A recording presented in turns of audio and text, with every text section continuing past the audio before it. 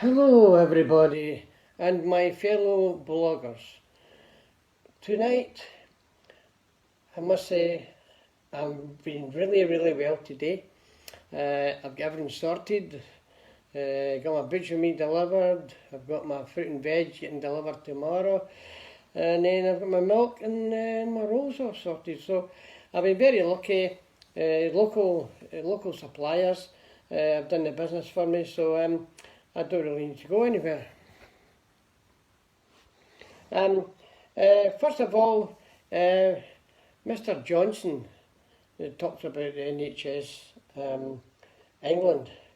Well, I would like to praise the NHS Scotland, which is the best one. Now, this is my wee friend.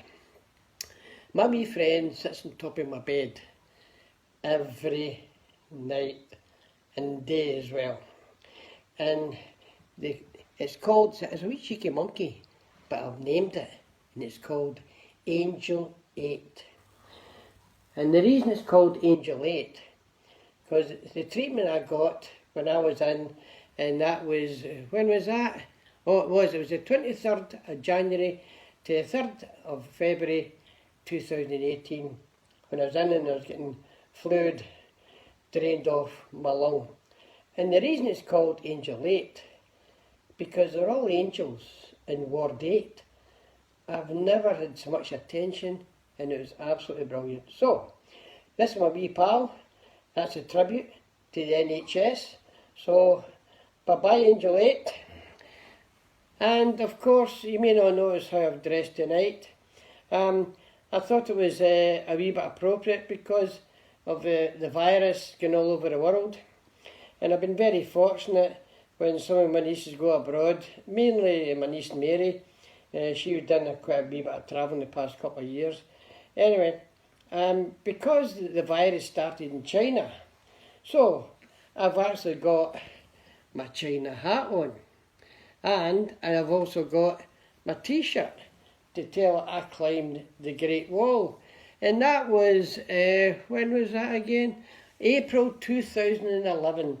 I took the Great Wall of China with a group of people and just to raise funds for Click Sergeant, and it was a marvellous time. So what I'm going to intend doing is, I've got a lot of different hats with different countries, so every night I will wear a different hat of the countries who have been affected by the virus. And I think we should all stick together because it's a world thing, so let's praise all the different places it's got it. Not just praise, but support them in any way you can. So, tonight I'm going to talk a wee bit about unions again. Of a couple of experiences I had. I'll need to take you back to the 60s again. That's when I started up in the drawing office. And at that time unions weren't recognised. It was called the draftsmen's unions. So if I jump ahead, what happened was the staff weren't really recognised by the tradesmen, right? But anyway, they managed to approach us if we would like to go on the Joint Shop Stewards Committee. And I was put forward to represent the staff. So I went to my first meeting, and it was in the Boilermakers Club in Clydebank, and I'd never been to the Boilers Club before. So I went in, and all the rest of the shop stewards were gathered there, and they had the platform with the convener and the vice convener. And the first thing they done was introduce me from the staff. And all of a sudden somebody says, "Oh, is that guy for the staff?" Well, he should be a wee bit educated, so I think we should get him to be a minute secretary. So, that was me. I was up on the platform as a minute secretary. And to tell you the truth, my minute secretary didn't last very long.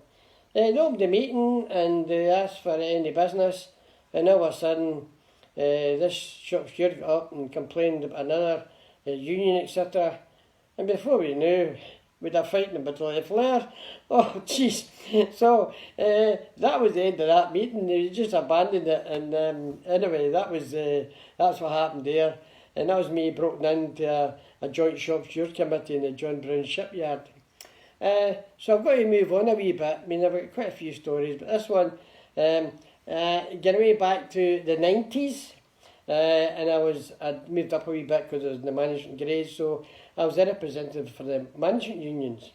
And they were getting well organised, the unions at that time, I must admit. Compared to the 60s, they were really streamlined, etc. So, and what happened then was, in those days, you to give a mass demonstration and relay to all the members what the conditions were of the pay offer. And here they held, the first one I was at, representing the management unions, it was held in the GRP shed in Yarrows as general reinforced plastic, and that's how they built the mine hunters and the mine sweepers.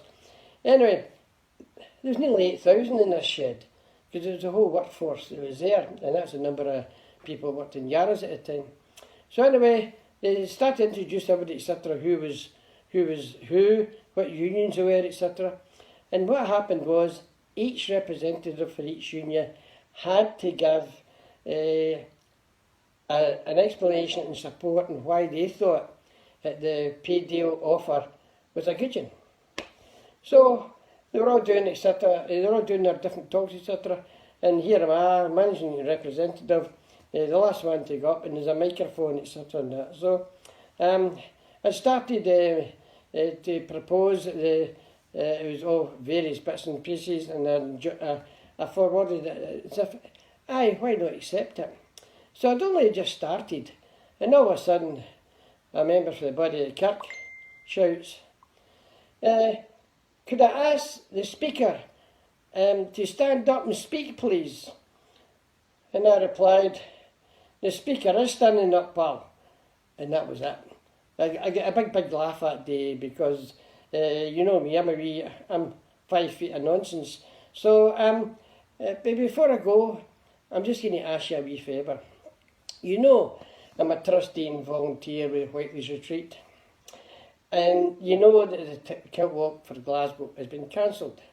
So what I'm going to ask you is, you can donate something right up to the 31st of March. And if you go into the Whiteley's Retreat Facebook page, it will give you the details what it's all about.